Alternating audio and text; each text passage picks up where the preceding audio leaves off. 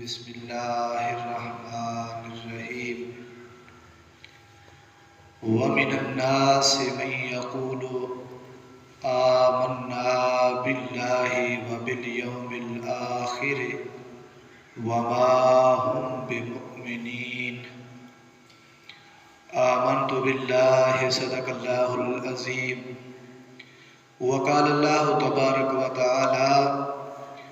في القرآن المجيد والفرقان الحميد إن الله وملائكته يصلون على النبي يا أيها الذين آمنوا صلوا عليه وسلموا تسليما الصلاة والسلام عليك يا سيدي يا رسول الله الصلاة والسلام عليك يا سيدي يا حبيب الله الصلاة والسلام عليك يا سيدي يا نبي الله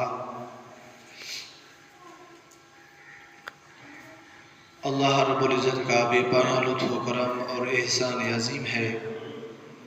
کہ جس کی توفیق خاص سے آج ایک مرتبہ پھر ہم نماز جمعہ کی ادائیگی کے لیے اللہ رب العزت کے گھر جمع ہوئے۔ دعا ہے کہ اللہ تبارک و تعالی ہماری یہ حاضری اپنی بارگاہ میں قبول و منظور فرمائے۔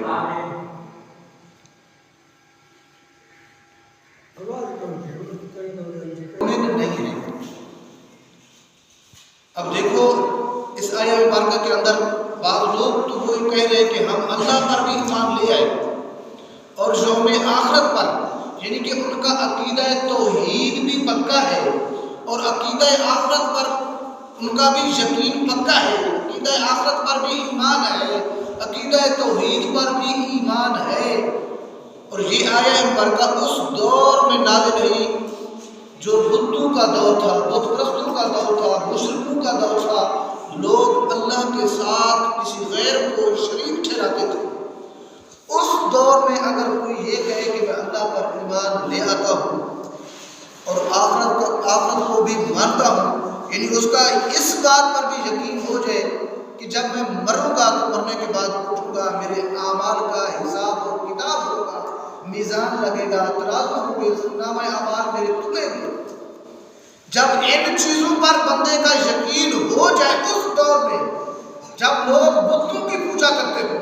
اللہ کے ساتھ غیروں کو شریک ٹھہراتے ہو،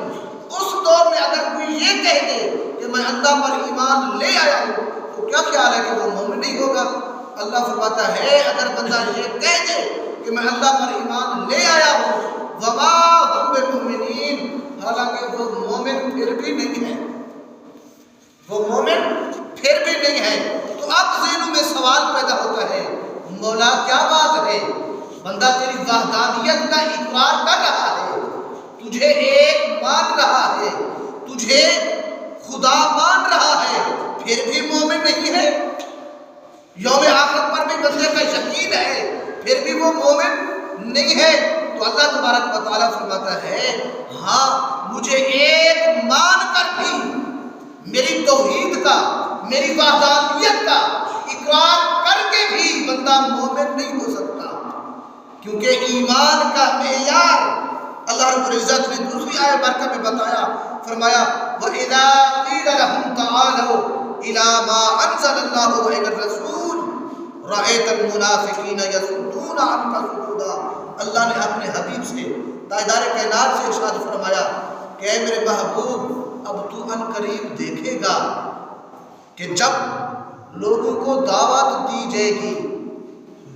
کون سی دعوت؟ کہ او اللہ کی طرف، وَإِلَى الرَّسُولِ اور اس کے رسول کی طرف، تو اللہ فرماتا ہے رَأَيْتَ الْمُنَافِقِينَ يَصُدُّونَ عَنْكَ صُدُودًا، اے میرے حبیب تو دیکھے گا جب لوگوں کو دونوں طرف پہ جھکنے کے لیے بلایا جائے گا تو جو منافق ہوں گے محبوب وہ میرے در پر جھکیں گے، تیرے در جھکنے سے گھبرائیں گے، کترائیں گے۔ یعنی کہ ایمان فقط اللہ کو ایک مان لینے کا نام نہیں ہے۔ اللہ فرماتا ہے توحید مجھے وہ قبول ہے جو در مصطفیٰ سے ہو کر آئے، اسی لیے فرمایا جب اپنی وحدانیت کا، اپنی توحید کا سے اقرار فرمایا قل هو اللہ احد، کہ اے محبوب تو فرما دے اپنی زبان مبارکہ سے، جو تیری زبان سے لوگ سنیں گے مجھے ایک مانیں گے تو وہ توحید والے۔ ایک اور آیت مبارکہ آپ سمجھے جانے، وہاں اللہ تبارک و تعالی نے صحابہ اکرام کے ایمان کی بات کی، فرمایا وَإِذَا قِيلَ لَهُمْ آمِنُوا كَمَا آمَنَ النَّاسُ، کہ جب لوگوں کو ایمان کی دعوت دینے کے لیے یہ کہا گیا کہ ایمان لے آؤ ان لوگوں کی طرح، یعنی صحابہ اکرام کے ایمان کی طرح تم ایمان لے آؤ، تو ان لوگوں نے کیا کہا؟ قَالُوا أَنُؤْمِنُ كَمَا آمَنَ السُّفَهَاءُ، ہم اس طرح ایمان لے آئے جس طرح بے وقوف ایمان لے آئے۔ اللہ فرماتا ہے إِنَّهُمْ هُمُ السُّفَهَاءُ وَلَكِنْ لَا يَعْلَمُونَ، خبردار بے وقوف تم خود ہو، وَلَكِنْ لَا يَعْلَمُونَ، لیکن تمہیں اس بات کی خبر نہیں، تم جانتے نہیں۔ اب اللہ رب العزت لوگوں کو مثال دے کر، صحابہ اکرام کے ایمان کی مثال دے کر کہ ایمان لے آؤ ان لوگوں کی طرح جس طرح صحابہ اکرام ایمان لے آئے، مگر ان لوگوں نے صحابہ اکرام کے ایمان کو کہا کہ یہ تو بے وقوفانہ ایمان ہے۔ تو آئیے جاننے کی کوشش کرتے ہیں کہ صحابہ اکرام کے ایمان میں ایسی کیا چیز تھی جو لوگوں کو بے وقوفانہ نظر آتی تھی۔ صحابہ اکرام کا ایسا فعل، ایسا کون سا کام تھا، ایسے کون سے عمل تھے جو لوگوں کو بے وقوفانہ نظر آتے تھے۔ صحابہ اکرام جس دور میں ایمان لے آئے تو انہوں نے ایمان لانے کے بعد اپنا سب کچھ لٹا دیا، اپنی جانیں دے دی، اپنا مال لٹا دے دیا، اعزہ و اقارب، رشتہ دار، جائیداد، حالانکہ معاشی طور پر اگر انہیں کمزور ہونا پڑا انہوں نے تب بھی برداشت کیا، حتیٰ کہ شیب ابی طالب نے اگر 3 سال تک صحابہ اکرام کو قید و بند کی صعوبتیں برداشت کرنی پڑی تو انہوں نے برداشت کی، اپنے مال کی پرواہ نہیں کی، اپنے جان کی پرواہ نہیں کی، اپنے والدین کی، اولاد کی پرواہ نہیں کی، رشتہ داروں کی، اعزہ و اقارب کی، دوست احباب کی، اپنا سارا کچھ حضور کی خاطر کو لٹانے کے لیے تیار تھے۔ جب بھی جہاد کا وقت آتا تو نہتے 313 ہزاروں کے سامنے کھڑے ہو جاتے تھے۔ جب لوگ صحابہ اکرام کی ان چیزوں کو اپنی اس عقل سے پرکھتے تو کہتے یار یہ تو بے وقوف لوگ ہیں، دیکھیں ایک شخص کی خاطر اپنا سب کچھ لٹا رہے ہیں، یہ بے وقوف نہیں، کم عقل نہیں تو کیا ہے؟ تو اللہ فرماتا ہے الا انہم هم السفہاء، خبردار بے وقوف تم خود ہو، مجھے انہی بے وقوفوں کا ایمان قبول ہے، تمہارا ایمان قبول نہیں ہے۔ حاضرین محترم، حتیٰ کہ صحابہ اکرام کے اندر جب ان لوگوں نے دیکھا کہ یہ صحابہ اکرام اپنے رشتہ داروں کو، اپنی جائیداد کو، اپنا پیچھے سب کچھ چھوڑ کر ایک شخص کی خاطر اپنا گھر بار چھوڑ کر طائف بھی جا رہے ہیں، مدینہ بھی ہجرت کرنے کے لیے تیار ہے، تو جو لوگ عقل سے، اپنے اس دماغ سے، اپنی اس کھوپڑی سے صحابہ اکرام کے ایمان کو جانچتے، ایمان کو پرکھتے، ایمان کو تولتے تو پھر انہیں یہی نظر آتا تھا یار یہ بے وقوف لوگ ہیں، اپنے ماں باپ چھوڑ رہے ہیں، اپنی اولادیں چھوڑ رہے ہیں، اپنے رشتہ دار چھوڑ رہے ہیں، اپنی جائیداد، اپنا سب کچھ چھوڑ کر نہتے تن تنہا مدینہ جا رہے ہیں، لہذا یہ بے وقوف لوگ ہیں۔ اللہ فرماتا ہے بے وقوف یہ نہیں، بے وقوف تو خود۔ تو بتا یہ رہا ہوں کہ صحابہ اکرام میں ایسی کیا بات ان کے ایمان میں پوشیدہ تھی؟ اللہ نے تو قرآن میں فرمایا وَمِنَ النَّاسِ مَن يَقُولُ آمَنَّا بِاللَّهِ وَبِالْيَوْمِ الْآخِرِ وَمَا هُمْ بِمُؤْمِنِينَ، کہ جو لوگ یہ کہتے ہیں ہم اللہ پر بھی ایمان لے آئے اور یوم آخرت پر بھی ایمان لے آئے، وَمَا هُمْ بِمُؤْمِنِينَ، وہ مومن نہیں ہیں۔ یعنی اللہ پر بھی ایمان لے آنا، یوم آخرت پر بھی ایمان لے آنا بندے کو کامل مومن نہیں بناتا، مگر دوسری طرف صحابہ اکرام اکرام کے ایمان کو اللہ کی ذات خود سراہ رہی ہے کہ اے منافقو، بے وقوف یہ نہیں، بے وقوف تم خود ہو، مجھے ان بے وقوفوں کا ایمان قبول ہے، مجھے ان بے وقوفوں کا ایمان لے آنا منظور ہے۔ تو اب سوال پیدا ہوتا ہے، صحابہ اکرام میں آخر وہ کون سی بات پوشیدہ تھی جن کے ایمان پر اللہ کو بھی ناز تھا، جن کے ایمان کو، جن کے اسلام کو، جن کے کلمہ کو اللہ رب العزت بھی خود سراہتا تھا، اللہ بھی ان کے ایمان پر رشک کرتا تھا؟ تو وہ کون سی بات پوشیدہ تھی؟ تو وہ بات جو صحابہ اکرام کے ایمان کے اندر پوشیدہ تھی، وہ کیا تھی؟ محبت مصطفیٰ تھی، وہ کیا تھی؟ ادب مصطفیٰ تھی۔ صحابہ اکرام حضور کی ذات کی خاطر اپنا سب کچھ لٹانے کے لیے تیار تھے۔ کوئی جان لٹا رہا تھا، کوئی مال لٹا رہا تھا، کوئی جائیداد لٹا رہا تھا، کوئی اپنا سب کچھ لٹانے کے لیے تیار تھا۔ یہی ایک شے تھی محبت مصطفیٰ، جس کے لیے اللہ نے قرآن پاک کے اندر ارشاد فرمایا کہ الا انہم هم الصفہاء، کہ خبردار بے وقوف تم خود ہو، میرے صحابہ کرام، حضور کے غلام، حضور کے کلمہ کو، حضور پر ایمان لے آنے والے، وہ بے وقوف نہیں، مجھے ان بے وقوفوں کا ایمان تو عزیز ہے، مجھے انہی کا ایمان پیارا ہے۔ تو حاضرین محترم، یہی وجہ ہے آج بڑے سے بڑا عبادت گزار ہی کیوں نہ آ جائے، بڑے سے بڑا متقی، پرہیزگار، اولیاء اللہ، غوث، کتب، اقدار، جتنا بھی اعمال کر کے، محنت کر کے، جدوجہد کر کے اعلیٰ سے اعلیٰ مقام پر فیض ہو جائے، وہ صحابہ کرام کے جوڑوں پر، ان کے تلوں پر لگنے والی مٹی کے برابر بھی درجہ نہیں پا سکتے،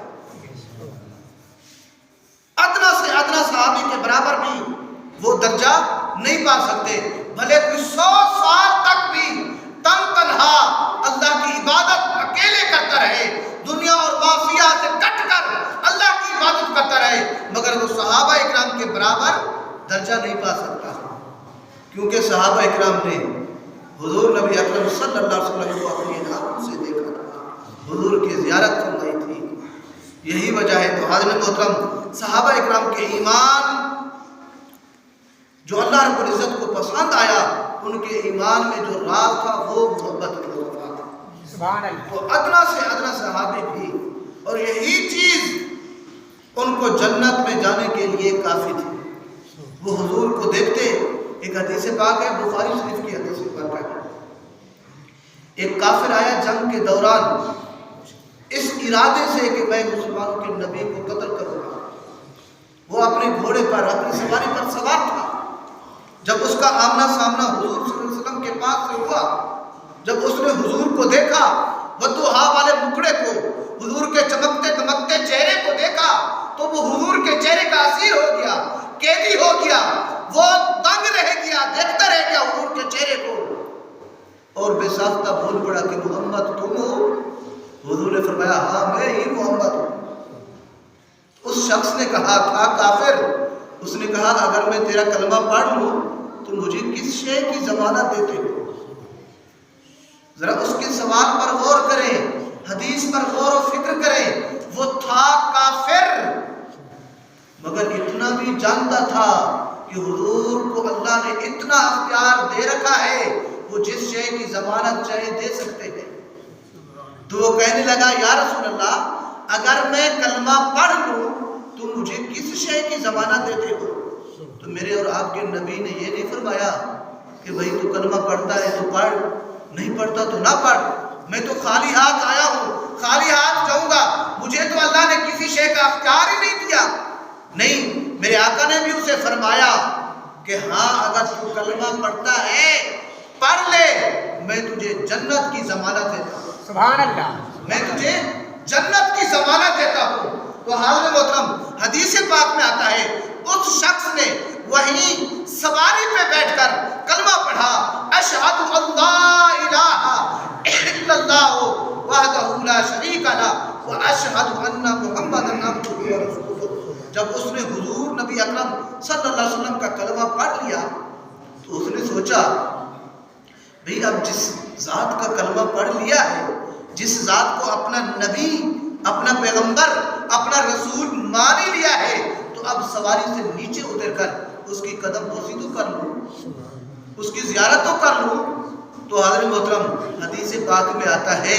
وہ شخص کلمہ پڑھ کر اپنی سواری سے نیچے اترنے لگا تو میدان کے اندر اس کا پاؤں اڑا تو وہ شخص یکایک اچانک وہیں گردن کے بل فوت ہو گیا، موت آ گئی، اس کی روح قفس سے اٹھنے تک پرواز کر گئی۔ اب صحابہ اکرام کو حضور نے اعلان کر کے ندا دے کے بھلایا، صحابہ اکرام سے فرمایا اگر تم نے کسی جنتی جوان کو دیکھ رہا ہو تو اس شخص کو دیکھ لو، سبحان اللہ، جس نے جنتی جوان کو دیکھنا ہو اس کو دیکھ لو۔ اب میں پوچھنا چاہتا ہوں اس صحابی کے پاس جنت میں جانے کے لیے، جنت میں جانے کا سبب جو تھا، جو راہ تھا، وہ کیا تھی؟ اس نے کیا دیکھا؟ اس نے چہرہ مصطفیٰ دیکھا، اس نے حضور کی خاطر اپنی جان لٹا دی، تو حضور نے پھر اسے جنت کی ضمانت دے دی۔ اور حضور نے اب جنت، ہر کوئی یہ دعویٰ کر سکتا ہے کہ میں جنتی ہوں، مگر کسی کے پاس کوئی ضمانت نہیں ہے، کوئی گارنٹی نہیں ہے۔ حضور نے اس شخص کو ضمانت دی، گارنٹی دی، اور صحابہ اکرام کو گواہ بنا کر یہ کہا، یہ فرمایا کہ لوگوں یہ جوان جنتی ہے، یہ جوان جنتی ہے۔ حضرت محترم حضرت سیدنا ابو بکر صدیق رضی اللہ تعالی عنہ، آپ ابو بکر، اس کا ایک معنی ہے کہ سب سے پہلے آنے والا، اسلام میں آپ سب سے پہلے آنے والے، مال لٹانے میں آپ اول، جان لٹانے میں آپ اول۔ قیامت کے بعد جب لوگ اٹھیں گے اہل بیت کے بعد جنت میں سب سے جانے والے آپ اول، ہر شے میں۔ ابو بکر اس لیے آپ کو کہتے ہیں جب 38 لوگ اسلام میں داخل ہو گئے تو آپ نے علل اعلان اسلام کی تبلیغ کرنا شروع کی، تو اس لیے آپ کو خطیب اول بھی کہا جاتا ہے اسلام کا۔ سب سے پہلے آپ نے علل اعلان اسلام کی، حضور نبی اکرم کے بعد دار ارقم کے اندر جب آپ نے کفار کو بلایا اور اسلام کی تبلیغ، اسلام کی دعوت دی قبول کرنے کی، تو لوگوں نے آپ کو مارا، زد و کوب کیا، حتیٰ کہ آپ کو اتنا لہولہان کیا کہ آپ پہچانے بھی نہیں جاتے تھے۔ جب انہوں نے یہ سمجھا کہ اب اس کی روح نکل چکی ہے تو وہ وہیں آپ کو چھوڑ کر چلے گئے کہ اب یہ فوت ہو چکا ہے۔ تو آپ کے گھر والے آئے، کسی نے انہیں بتایا کہ ابو بکر کو تو انہوں نے مار دیا، تو وہ اٹھا کر اپنے گھر لے گئے اور اس شدید غصے میں تھے کہ اگر ہمارا یہ بیٹا ابو بکر فوت ہو گیا تو ہم اس کا بدلہ ضرور کفار سے لیں گے۔ آپ مسلسل بے ہوشی کے حالت میں تھے۔ دن کے آخری حصے میں جب آپ کو ہوش آیا تو وہ لوگ خوش ہو گئے کہ اب ابو بکر صدیق کو ہوش آ گیا۔ جب وہ اس کے پاس گئے، قریب گئے، تو ابو بکر صدیق نے زبان پر جو جملہ بولا پتہ ہے وہ کیا ہے؟ فرماتے ہیں ما فعل برسول اللہ، کہ مجھے میرے رسول کا حال بتاؤ وہ کیسے؟ تو گھر والے ناراض ہو کر آپ سے دور ہٹ گئے کہ ہمیں اس کی فکر پڑی ہے، اسے کسی اور کی فکر پڑی ہے۔ مگر ماں، آپ کی ماں کی ممتا آپ کو پتہ ہے، وہ آپ کے پاس بیٹھ رہی، مسلسل بیٹھے گی، مگر حضور ابو بکر صدیق مسلسل حضور کا پوچھ رہے تھے، ماں مجھے میرے یار کا حال بتائیں، مجھے میرے محبوب کا حال بتائیں، مجھے میرے ساجن کا حال بتائیں، وہ کیسے ہے؟ تو ماں فرماتی ہے بیٹا میں تو نہیں جانتی وہ کون ہے، کہاں ہے، کیسے ہے۔ تو آپ نے فرمایا اگر تو نہیں جانتی تو ام جمیل کے پاس جا، اس سے پوچھ کر آ۔ جب سیدنا ابو بکر صدیق کی ماں ام جمیل کے پاس جاتی ہیں تو انہیں بھی اسلام خفیہ رکھنے کا بھی حکم تھا، اسلام ظاہر کرنے کا حکم نہیں تھا۔ انہوں نے کہا میں تیرے بیٹے کے دوست محمد کو نہیں جانتی، وہ کون ہے؟ ہاں اگر تو مجھے اپنے بیٹے کے پاس لے جاتی ہے تو یہ اور بات ہے۔ تو اپنے بیٹے کے پاس، ابو بکر کے پاس لے آئی۔ جب حضرت ام جمیل نے دیکھا ابو بکر کی حالت کو تو وہ بولنے لگی اللہ ضرور ان سے تیرا بدلہ دے گا، تجھے کس نے یہ کام تیرے ساتھ کیا، کس نے مارا؟ تو حضرت ابو بکر نے کہا ان باتوں کو چھوڑو، مجھے رسول کی خبر دو، مجھے میرے محبوب کی خبر دو۔ تو وہ اشارہ کرتی ہے آپ کی ماں کی طرف کہ تیری ماں کھڑی ہے، میں کیسے ان کے سامنے بتاؤں؟ ابو بکر فرماتے ہیں ان کی فکر چھوڑ، یہ کسی کو نہیں بتائے گی۔ تو پھر حضرت ام جمیل نے کہا انت سالم هو سالم و صالح، کہ وہ نبی اکرم صلی اللہ علیہ وسلم صحیح سالم ہے، سلامت ہے۔ تو پھر آپ خوش ہوئے، کہا کہ اللہ کی عزت کی قسم اس وقت تک میں کچھ نہ کھاؤں گا نہ پیوں گا جب تک اپنے یار کو، اپنے محبوب کو ان آنکھوں سے دیکھنا۔ تو حضرت ام جمیل اور آپ کی وعدہ باعدہ سیدنا ابو بکر صدیق کو سہارا دے کر دار ارقم میں حضور صلی اللہ علیہ وسلم کے پاس لے گئے۔ تو پھر حضور نبی اکرم صلی اللہ علیہ وسلم نے آگے بڑھ کر اپنے محبوب کے استقبال کیا اور سینے سے لگایا اور دعائیں دی۔ پھر حضرت ابو بکر صدیق نے حضور نبی اکرم صلی اللہ علیہ وسلم سے عرض کی یا رسول اللہ یہ میری ماں حاضر ہے، ان کو بھی کلمہ بتا۔ تو پھر آپ کی تو بتانا یہ چاہ رہا ہوں، بتا یہ رہا ہوں کہ صحابہ اکرام علیہم الرضوان کہ ایمان کی جو طاقت ہے وہ محبت ہے۔ سبحان اللہ، بے شک۔ وگرنہ تو اللہ رب العزت نے سورہ بقرہ کی ابتدائی آیت میں جو اللہ کو بھی ایک مانتے ہیں فرمایا وَمِنَ النَّاسِ مَن یقول، لوگوں میں سے جو یہ کہتے ہیں کہ آمنا باللہ، ہم اللہ پر بھی ایمان لے آئے، وَبِالْيَوْمِ الْآخِرِ، اور یوم آخرت پر بھی ایمان لے آئے، تو اللہ فرماتا ہے وَمَا هُم بِمُؤْمِنِينَ، وہ ایمان والے نہیں ہیں، وہ ایمان والے نہیں ہیں۔ جب تک اللہ کو مانو اور یوم آخرت کو مانو اور رسول اللہ کو نہ مانو، ان کی محبت کو دل میں نہ بسا لو، ان کا ادب اور احترام نہ کرو، ان پر اپنا سب کچھ تن من دھن لٹانے کے لیے تیار نہ ہو جاؤ، تب تک تمہارا ایمان مکمل نہیں ہو سکتا، تمہارا ایمان نہ کرو۔ دعا ہے کہ اللہ تبارک و تعالی ہمارے ایمان کو صحابہ کرام علیہ رضوان کی طرح ایمان کی طرح مزین و منور فرمائے۔